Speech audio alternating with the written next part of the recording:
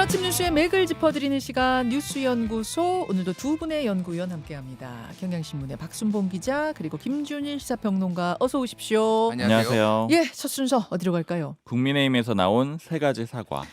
계엄 1년이었던 어제 국민의힘에서 세 가지 종류의 사과가 나왔어요. 네, 먼저 장동혁 대표가 사과를 했는데요. 근데 사과라고 좀 표현하기는 좀 애매한 게, 일단 표현을 먼저 전해드리면은 비상계엄에 대해서는 의회 폭거에 맞서기 위한 계엄이었다. 이게 첫 문장이었습니다. 음, 그리고 이후에 이제 제대로 싸우지 못한 책임에서 자유롭지 못한다. 책임을 통감하다. 이런 내용을 썼거든요. 네. 그래서 이 사과한 부분은 제대로 뭉쳐서 못 싸워서 미안하다. 뭐 이런 정도의 표현을 볼 수가 있습니다. 그래서 계엄 자체에 대해서 사과를 하지는 않았다라고 볼 수 있고요. 이것도 SNS를 통한 글이었던 거죠. 그러니까 네. 기자 간담회, 뭐 기자회견 이런 건 없었던 거죠. 맞습니다. 네. 페이스북에 올린 글입니다. 그리고 2024년 12월 3일부터, 그러니까 작년에 계엄 선포됐을 때부터 내란몰이가 시작됐고 어제 막을 내렸다. 이런 표현도 썼고요. 정권이 국민을 짓밟으면은, 즉 레드라인을 넘으면 국민과 야당이 일어나서 레드카드를 꺼내야 된다. 그게 내년 지방선거에서의 심판이다. 이런 표현도 썼습니다. 예. 근데 이 내용들이 어제 윤석열 전 대통령 입장문이 나왔는데 굉장히 좀 비슷했습니다. 그러니까 논리 구조하고 다 비슷한데, 윤석열 전 대통령 입장문이 변호인단 통해서 나왔거든요. 네. 이 계엄 선포를 했던 이유에 대해서는 국민의 자유와 주권을 지키기 위해서 결연한 이행이었다. 그리고 이 표현이 있었어요. 지금은 독재 정권에 맞서 똘똘 뭉쳐야 할 때다. 레드카드를 함께 꺼내달라. 그러니까 이제 주장 자체가 논리 구조가 흡사하고요. 심지어 레드카드를 꺼내달라는 표현은 너무 똑같아가지고 뭐 교감이 있었던 게 아닌가라는 생각이 들 정도로 비슷했습니다. 예, 예. 두 번째 사과는 송원석 원내대표가 기자간담회를 통해서 했거든요. 송원석 원내대표. 107명의 의원들을 대표해가지고 이제 이 자리에 섰다라고 표현을 한 다음에 네. 진심으로 사과드린다라고 표현을 했습니다. 계엄 못 막은 거에 대해서 무거운 책임감을 통감한다라고 했고요. 예. 또 이에 따라서 피해본 여러 사람들에 대해서 다 사과의 말씀을 드린다라는 표현도 썼습니다. 이제 다만 두 번째로 이 강조된 메시지는 민주당에 대한 비판이었어요. 그러니까 첫 번째는 사과, 두 번째는 비판이라고 볼 수 있는데, 이 비판은 12.3 비상계엄 전에는 극도의 혼란에 빠져 있었는데 이거는 민주당이 다수 악법들을 일방 처리했고 탄핵 남발해서 그랬다. 이제 여당도 이제 자중하고 성찰해야 된다. 이런 메시지도 냈습니다. 네. 그리고 세 번째 사과는 의원 25명이 국회 소통관에서 기자회견을 한 거거든요. 그렇죠. 계엄에 대해서는 반헌법적, 반민주적 행동이었고 이 부분에 대해서 고개 숙여 사죄드린다라고 했고요. 헌법재판소 결정 존중한다. 그리고 윤석열 전 대통령이랑 단절하겠다. 이런 표현도 썼습니다. 그러니까 이 자리에서 김재섭 의원이 출연했을 때 한 20명 이상 모일 것 같다. 뜻을 모아서 입장을 낼 것 같다. 그러니까 당대표가 사과하는 게 최선이지만 안 할 경우에 우리라도 하겠다 했던 그게 바로 이거였던 거고, 네, 결과적으로 25명이 실명을 걸고 참여를 한 거네요. 맞습니다. 누구입니까? 지금 이제 초재선 중심인데 초선 의원들이 좀 많고요. 뭐 고동진, 김용태, 김재섭, 박정훈 뭐 등등 의원들이 좀 있고요. 그러니까 좀 친한계 쪽이 많습니다. 그리고 재선에서는 권영진, 김영동, 박정아, 뭐 조은희, 최영두 의원 등이 있고요. 예. 3선은 3명이었는데 김성원, 송석준, 신성범 의원이고, 4선에서는 안철수 의원이 같이 이름을 올렸습니다. 예. 이 세 가지 사과가 각기 좀 톤이 조금씩은 달라요. 그러니까 아까 말씀을 해드렸지만 장동혁 대표 같은 경우에는 제대로 뭉쳐서 못 싸워서 죄송합니다. 이 정도 표현이고요. 송원석 원내대표는 이 계엄 잘못됐다, 못 막아서 죄송하다 요거고요. 네. 그다음에 의원 25명은 조금 더 강한 표현인 건데, 계엄이 잘못됐고 헌재 결정을 존중하고 특히 윤석열 전 대통령 및 그를 추종하는 세력들과 절연하겠다. 이런 정도로 톤이 조금씩 다릅니다. 그러네요. 그 내용들을 이제 이렇게 나오는 과정들에 대해서 쭉 얘기들을 좀 들어봤는데, 이제 어제 모 의원이 하는 얘기가 이거예요. 이제 의원들이 다들 공개 행보를 시작을 할 거다. 그게 무슨 말입니까? 커밍아웃 시작한다 뭐 이런 표현들도 쓰던데, 그 전까지는 장동혁 대표가 나서가지고 좀 애매한 스탠스, 그러니까 일부 의원들이 봤을 때 사과를 해야 되는데 사과는 하지 않고 오히려 윤석열 전 대통령이랑 좀 가깝게 지내려고 하는 그런 태도를 보였잖아요. 여기에 네. 대한 불만들이 있었는데 계엄 1년까지는 좀 참아보 보겠다라는 그런 입장들이 있었던 거예요. 근데 이때도 장동혁 대표가 뚜렷한 메시지를 안 내겠다고 했었고, 실제 나온 메시지도 이것 좀 방향을 바꿔서 낸 건데, 낸 메시지도 결과적으로는 사과라고 볼 수는 없는 거거든요. 그러니까 이제 의원들이 본격적으로 나도 살아야 된다 뭐 이런 표현도 쓰더라고요. 어제를 기점으로 이제 물밑에 있던 불만들이 터져 나올 수 있다. 커밍아웃 할 거다 이런 내용이에요. 네. 그리고 어제 25명이 기자회견했지만 이외에도 개별적으로 그 사과 입장문 올린 의원들이 꽤 있습니다. 한 10여 명 정도 되거든요. 그렇더라고요. 뭐 다 합치면 40명 정도 될 것 같고요. 음. 그래서 그림을 두 가지로 볼 수가 있는데 일단 첫 번째는 뭐 투톱 갈등 이렇게 해석하는 사람들도 있어요. 왜냐하면 투톱이라 하면 그럼 장동혁 대표하고 송원석 원내대표의 투톱? 맞습니다. 어제 그 동아일보 기사가 처음에 제목이 이런 기사가 하나 있었습니다. 장동혁 계엄은 의회 폭고 맞선 것 끝내 사과 없었다. 이제 이 제목의 기사가 있었는데 네. 이 밑에 보면은 이 장동혁 대표가 그 민주당 때문에 계엄하게 된 거야라는 논리가 앞부분에 들어가고요. 네. 그다음에 송원석 원내대표의 그 기자 간담회 중에서도 민주당의 책임을 강조한 부분을 좀 앞서서 네. 썼거든요. 그러니까 여기에 대해서 이 입장문을 국민의힘 원내대표실에서 낸 거예요. 이건 음. 뭐냐면은 우리는 사과를 했는데 사과를 더 강조했는데 "왜 민주당 책임 강조한 부분만 썼어?"라고 인제 유감 표명을 한 거거든요. 아. 그러니까 이 얘기는 뭐냐면은 직접적으로 장동혁 대표를 비판하고 있는 건 아니지만 "우린 예. 장동혁 대표랑 다르게 사과를 한 거야. 우리 메시지는 아. 사과가 중요한 거야." 방점은 사과에 찍힌 거야. 네. 그리고 제가 원내대표 쪽에 물어보니까 그렇게 실제 얘기를 하더라고요. "우리는 계엄을 사과한 거다. 음. 이 메시지의 가장 핵심은 계엄에 대한 사과다." 그래서 인제 두 사람 사이에 음흠. 입장 차가 좀 분명한 상황이 한 가지가 있고요. 음. 근데 그러면 이게 단순히 투톱 갈등이냐? 음. 오히려 고립된 상태다 장 대표가 이렇게까지 보는 사람들이 있어요. 그러니까 투톱 간의 의견이 음. 넘어서 예 예. 의원들 다수는 이제 사과 쪽으로 가야 되지 않겠느냐 이런 방향들이 좀 있다라는 거예요. 음. 국민의힘의 모 초선 의원이 하는 얘기가 뭐냐면은 네. 장동혁 대표가 이 계엄에 대해서 제대로 사과를 하지 않을 경우에 지방선거를 장 대표 체제로 치를 수 있을지 없을지 장담할 수 없다. 요런 표현까지 쓰더라고요. 아니 지방선거를 치르는데 거기서 결과가 좋지 않을 거고 그러면 장 대표 체제 흔들릴 겁니다가 아니라 네. 지방선거 치르기도 전에 장 대표 체제 무너질 수도 있다고요? 맞습니다. 왜냐면은 이 장 대표의 스탠스로 지방선거에 승리하기 어렵다라고 보는 의원들이 좀 많다라는 거예요. 어. 그러다 보니까 인제 커밍아웃 시작됐는데 물론 지금 공개적으로 사과문을 올린 의원들의 숫자는 그렇게 많지는 않은데 예. 다만 지금 이제 지방선거에서 뛰는 사람들도 이게 유리한지 불리한지 좀 애매한 상황들이 있고 음. 그러니까 제가 그냥 얘기 들어봤을 땐 TK 빼고는 대체로 불리하다라고 보고 있거든요. 음. 그러면 장동혁 대표의 "령이 안 산다."라고 지적들이 나오는 건 뭐냐면은 어려운 지역들은 어차피 안 나가고 싶잖아요. 네. 그러니까 공천권이 의미가 없고요. 음. 그다음에 이제 쉬운 지역들은 나가고 싶은데 예를 들어 뭐 대구 이런 데를 나가고 싶겠지만 음. 거기는 경선을 또 안 할 수가 없는 거예요. 그렇죠. 그러니까 결과적으로는 장동혁 대표가 실제 공천권을 행사하기가 이미 지형이 어렵기 때문에 공천권 행사도 어렵다. 이렇게 되기 때문에 뭐 여러 가지로 어려울 음. 거라는 겁니다. 이 지금 취재해 오신 당의 흐름들을 듣고 나니까 그래서 장동혁 대표가 더 열성 지지층에게 호응을 받기 위해서 이런 강성 메시지를 내는 건가? 또 이렇게 연결이 되네요. 네. 더 강하게 나서는 건 말씀하신 대로 메시지도 강도를 높이고 그다음에 당무감사위 돌리고 뭐 여러 음. 가지 뭐 후보 자격 시험 보겠다라고 하고 이런 것들은 공천권 그러니까 당권을 강화시키겠다라는 거거든요. 네. 그러니까 결국 약화되는 시점에서 오히려 강하게 나서려고 하는 그런 움직임도 있는 거죠. 알겠습니다. 김준일 평론가? 예. 일단 국민들 입장에서는 그냥 뭐 인제 정치인들 빼고 국민들 입장에서는 음. 뭐 "누가 사과하라고 칼 들고 협박했냐. 예. 음. 니들이 알아서 해라." 뭐 이런 것 같아요. 그러니까 이게 갑론을박이 있는데 사실 뭐 중도층 입장에서는 그냥 팔짱 끼고 보는 거죠. 뭐 엎드려 절받기도 아니고. 음. 그러니까 이 지금 상황 자체가 뭔가 좀 '국민의힘이 분열된 거를 다시 한번 보여줬다.' 뭐 이런 생각이 들어요. 그러니까 이게 그래서 국민들이 사과로 받아들일 것인가. 사과로 하는 거는 어쨌든 뭔가를 명확하게 잘못한 거를 얘기를 하고 그거를 진정성 있게 반복해서 해야 되는데 이렇게 메시지가 혼란스러우면은 '사과로 받아들이기 힘들 것 같다.'라는 생각이 들고 그러니까 국민의힘이 5년 정도 됐는데 2020년 총선 이후에 인제 패배한 이후에 당이 됐잖아요. 네. 5년 정도 됐거든요. 비대위가 8번 있었습니다. 예. 음.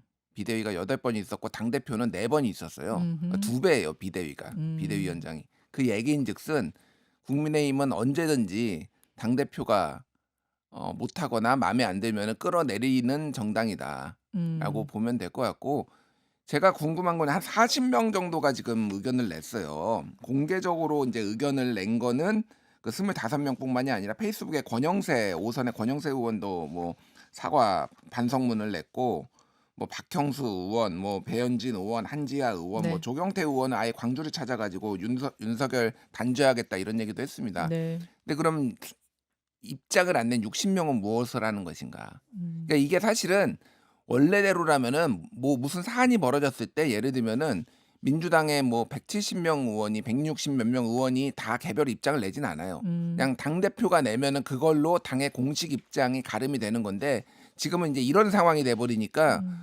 오히려 그 60명이 저는 더 궁금하다. 무슨 생각을 하고 있는지. 물론 어제 인제 사과문을 낸 사람 중에서 권영진 의원 대구시장 2번 네네. 했고 대구 달서병 뭐 김영동 의원, 네. 안동 뭐 최영두 의원, 뭐 창원 이 음. 25명의 이름을 올렸거든요. 음. 그러니까 이게 더 이상 친한 게 문제가 아니라는 거예요 그러니까. 그렇죠. 예 네. 인제 확 TK, PK까지 지금 다 움직이고 있다. 예. 뭐 신성범 의원도 산청 뭐 함양 뭐 합천 이런 데니까 TK, PK가 다 움직이고 있는데 사실 그 국민의힘은 영주 같은 사람들이 있어요. 지역 영주 같이. 굉장히 언론에도 나오지 않고 하지만 음. 막후에서 그러니까 사실 국민의힘을 중진의 힘이라고도 부릅니다. 정치권에서는 중진의 힘들이 그만큼 세고 당 대표도 갈아치우고 있는데 이 사람들이 무슨 선택을 할 거냐 지금. 그게 좀 핵심인 것 같아요 지금. 물밑의 분위기가 부글부글 심상치 않은 것만은 지금 두 분의 말씀을 들어보니까 분명한 것 같고요. 향후의 흐름이 어떻게 잡힐 것이냐 12.3 1년을 기점으로 그 부분을 여러분 보시는 게 관전 포인트가 될 것 같습니다. 자, 두 번째 이슈 넘어가죠. 현지 누나 인사청탁 연봉 2억짜리. 어제 그러니까 이게 어제 새벽쯤에 보도가 되면서 저희가 아침에 부지런히 전해드렸던 그 문진석 민주당 원내수석 부대표의 문자 메시지. 네. 일단 다시 한번 사진을 좀 볼까요? 예. 문진석 민주당 원내수석 소통수석 부대표가 대통령실의 김남국 디지털 소통 비서관한테 저 텔레그램 메시지를 보낸 거죠. 네. 예. 그랬다가 휴대폰 화면이 이제 언론사 카메라에 찍힌 거죠. 한국 자동차 산업협회 회장으로 누구를 추천하는데 내가 강훈식 실장한테 말하면 반대할 것 같으니까 아우가 좀 추천해주게. 네. 그랬더니 김 예. 비서관이 넵 형님 제가 훈식이 형이랑 현지 누나한테 추천할게요. 이렇게 답변하는 내용까지 네. 같이 찍혔습니다. 그렇죠.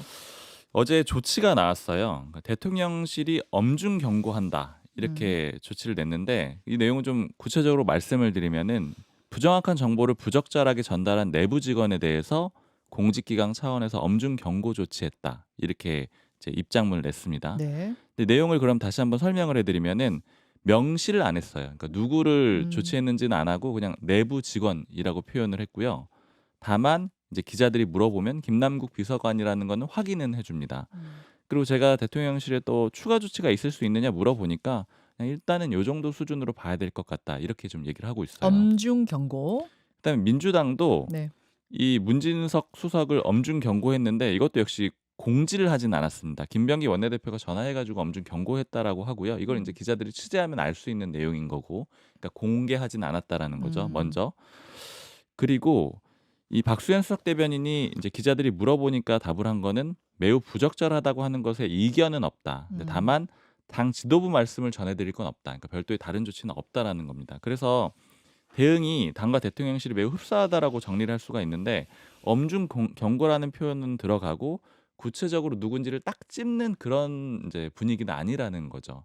그러니까 아주 그게 강하게 지금 이미 거론하지는 않는 텔레그램에 거죠. 문자가 나왔는데 누구를 딱 안 찝는다는 게 무슨 말이에요? 표현을 안 했다, 좀 조심했다라고 느낄 수 있을 것 같아요. 그러니까 대통령실 공지를 보면 아까 제가 예. 김남국 비서관에 대해서 엄중 경고 조치했다 이 표현이 아니고 내부 직원에 대해서 엄중 경고했다 이렇게 썼고, 그다음에 문진석 수석에 대해서도 경고를 김병기 원내대표가 하긴 했지만 이걸 무슨 공지문으로 낸 게 아니고 그냥 전화로 경고 조치했다고 이제 기자들이 알려졌다. 무슨 조치를 했어요 이렇게 물어보면 그런 정도로 얘기가 나오는 거니까 아주 대놓고 막 강하게 징계하는 그런 분위기는 아니라는 거죠. 아하. 이게 근데 조금 앞선 조치하고 좀 다른 편이에요. 왜냐하면 정청래 대표가 과거에 당내 문제가 생겼을 때 대응 속도가 좀 빠른 편이었거든요. 네. 물론 뭐 사안이 좀 다르다고 할 수도 있겠지만 뭐 8월에 이춘석 의원 차명 주식거래 예. 의혹 나왔을 때 즉각 조치했고요. 맞아요. 뭐 최강욱 전 의원 뭐 발언 논란 나왔을 때도 그렇고 네. 또 장경태 의원 성추행 의혹 보도가 나왔을 때도 바로 당 윤리감찰단 진상조사를 바로 지시를 했거든요. 네. 그런 거하고는 좀 온도 차이가 있다 이렇게 볼 수가 있습니다. 왜 그렇다고들 기자들은 봐요?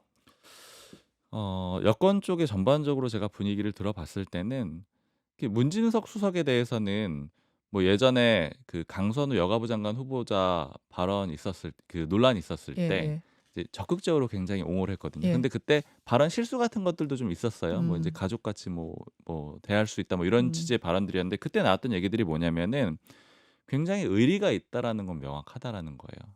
그러니까 충신이라는 건 굉장히 확실하다라는 거죠. 어, 그리고 김남국 비서관은 최근에 직제가 바뀔 때 비서실장 바로 밑으로 직제가 바뀌었는데 이건 되게 위상이 높아진 거라고 평가를 했고 어, 특히 당시가 이제 김현지 부속실장이 공격을 많이 받을 때였거든요. 예. 그러니까 그 이재명 대통령 입장에서 봤을 때는 원조 그런 핵심 측근 그룹들이 힘이 좀 빠졌을 때 김남국 비서관이 오히려 올라갔거든요. 그러니까 이 얘기는 좀 가장 측근 중에 쓸만한 사람이라는 의미가 되는 겁니다. 그러니까 음. 결과적으로는 굉장히 이제 신뢰하는 핵심 측근, 실세들이기 때문에 실세. 쉽게 건드리기 좀 어려울 거 아니겠느냐 이건 이제 해석들이 있는 거고요. 야당에서는 뭐 여러 가지 비판들이 나왔는데 김현지 실장이 직권남용한 거다. 음. 즉각 사퇴해야 된다. 문수석 해명 촉구했고 문수석은 안 보이고 있습니다. 뭐 운영위 같은 것들이 있었는데 아예 출석을 안 하고 공개 행보를 안 하고 있는 상황이고요. 권력형 비리다. 뭐 이런 식의 지적들이 있었고 좀 제가 주목됐던 거는 김웅 전 의원이 페이스북에 글을 썼는데 국민의힘의 김웅 전 의원이요? 네. 그 강훈식 실장이 위증한 것으로 보인다. 이런 지적을 하기도 했습니다. 그게 무슨 말이에요? 예전에 강훈식 실장이 국회 나와 가지고 이제 인사는 그 하지 않는다라는 취지로 김현지 부속실장이 아, 그렇게 예, 얘기를 예, 했는데 예, 이게 결과적으로 보면은 위증이 될 수 있는 거 아니냐 이런 주장을 적기도 했습니다. 예. 그리고 이 한국자동차협회가 카마라고 부르거든요. 여기 제가 예전에 출입한 적이 있었는데 연봉은 한 2억대예요. 그러니까 처음에 조선일보에서 3억이라고 나왔다가 다시 기사를 보니까 2억대로 고쳐졌더라고요. 그러니까 그 협회 회장 연봉이 2억. 네. 그 규모는 한 50명 정도 되는 협회고요. 예전에는 원래 자동차 회사들 회장들이 했었거든요. 네. 그 얘기들 들어보니까 그러니까 예를 들면 무슨 뭐 르노 삼성 회장, 뭐 음, 대우 회장 뭐 이런 식으로 돼 있었는데 나중에 외국계 기업으로 넘어가게 되잖아요. 네. 그러니까 외국계 회사의 회장들이 이 협회장을 할 수가 없게 되다 보니까 아, 그러다 보니까 외부 이제 산업부 인사가? 쪽으로 넘어갔어요. 근데 주로 1급들이 많이 했는데 차관도 하기도 하고 음, 다만 이제 무슨 예를 들어 예전에 정경련 부회장 이런 데보다는 급여가 세지 않기 때문에 완전 좋아하는 건 아니지만 1급이나 차관 중간 정도가 하는 그런 자리라고 보시면 됩니다. 씁쓸합니다. 민주당의 문진성 원내수석 부대표는 소통 수석 부대표가 아니라 운영 수석 부대표네요. 예, 이 부분은 제가 정정하면서 김준일 평론가, 예. 이 돌아가는 상황 어떻게 보세요? 그러니까 어제 오늘 그 8개 10대 일간지 중 8개에서 이걸 사설을 다뤘어요. 예. 그래서 뭐 한겨레 같은 경우에는 경고로 끝낼 일인가 뭐 이렇게 썼고요. 경향신문도 인사 기강 시스템 이래서야 뭐 그래서 대부분의 언론들이 그 현지 누나 정권 이렇게 움직였나 뭐 조선일보도 그렇게 썼고요. 그래서 이게 이제 뭐 당연히 문제가 이제 있는 거고 지금 이게 이 협회가 네. 뭐 박순봉 기자 얘기했지만은 초대 회장이 기아차, 2대가 현대차, 3대가 대우차 그래서 이제 2011년까지는 사장들이 하다가 지금 이게 산업통상자부 예전에 뭐 지식경제부 이쪽 관료들이 오기 시작했거든요. 예, 그게 예. 불가피한 측면이 있지만은 이런 식으로 사실은 정관들이 가가지고 하는 것 자체가 좀 문제가 있다. 근데 여기에 정치권 인사들이 가지는 않았고 지금 추천을 받은 사람도 정치권에서 간 건 아니고 그 안에 본부장이라는 건데 이런 일이 일종의 이제 전리품처럼 정치권에서 여기는 거죠. 권력을 획득하는 이유가 일종의 패밀리 비즈니스고 패밀리 비즈니스라는 게 이제 중대 뭐 이런 거 강조하면서 다 호영호재하고 뭐 이렇게 나오는 거잖아요. 네. 그래서 이게 그렇게 이제 쉽게 게다가 이제 현지 누나까지 이제 등장해 버려 가지고 네. 쉽게 끝날 것 같지 않다. 이게 그 우상호 정무수석이 예전에 한겨레였나 인터뷰하는데 김현지 실세설이 나오니까 그 얘기를 했어요. 이 대통령실의 실세는 강훈식이다. 예. 김현지 아니고 강훈식이다. 이제 그렇게 얘기한 김현지 거죠? 아니고 예. 강훈식이다. 근데 인사위원장이기도 하니까 그런데 지금은 어쨌든 버금가는 실세인 거는 다시 한번 확인이 됐다. 그래서 이게 여러모로 좀 문제가 있는 거, 그러니까 일파만파인 거고 말했지만 김남국 의원 그 비서관은 대통령의 신임을 정말 받는다. 그러니까 그 스타일상 김남국의 스타일상 어제도 잠깐 얘기를 했는데 격의가 없고 스킨십이 좋아요. 그래서 대통령한테도 그냥 쑥 가가지고 대통령님 이렇게 하고 격의 없이 하는 거에 오히려 굉장히 호평을 받아서 인사까지 지금 이동이 된 거잖아요. 그러니까 대통령 비서실장 산하로 자르기 힘들 거다. 근데 이거를 계속 이제 더 커질지 안 커질지는 좀 봐야 될 것 같아요. 예. 자, 여론이 어떻게 돌아가냐가 중요한데 여러분은 어떻게 이 문자 보셨습니까? 세 번째 이슈 넘어가죠. 김건희 징역 15년. 예, 어제 김건희 씨에 대한 구형, 검찰의 구형이 있었습니다. 네, 날짜가 공교로운데 어제 비상계엄 1년에 결심 공판이 있었고요. 검찰이 징역 15년, 벌금 20억 원을 구형했습니다. 지금 김건희 씨가 받고 있는 혐의가 굉장히 많지만 그중에 세 가지 혐의에 대해서 재판을 받은 거거든요. 도이치모터스 주가 조작, 통일교 금품 수수, 명태균 씨 논란 요 세 가지인데 네. 앞에 두 개로 그 징역 11년, 그다음 뒤에 거로 징역 4년 해가지고 더해서 징역 15년을 구형했습니다. 김건희 씨는 특검이 좀 질문하려고 했는데 진술을 처음엔 거부했고요. 이후에 구형을 딱 하니까 좀 헛웃음을 지은 다음에 저도 억울한 점이 많다. 그렇지만 제가 가진 자격에 비해서 잘못한 게 맞는 것 같다. 어쨌든 국민들께 심력 끼쳐서 진심으로 반성한다. 이렇게 말했습니다. 자, 여기까지 오늘 보겠습니다. 두 분 수고하셨습니다. 감사합니다. 김현정의 뉴스쇼는 시청자 여러분의 참여를 기다립니다. 구독과 좋아요, 댓글 잊지 않으셨죠? 알림 설정을 해두시면 평일 아침 7시 10분 실시간 라이브도 참여하실 수 있습니다.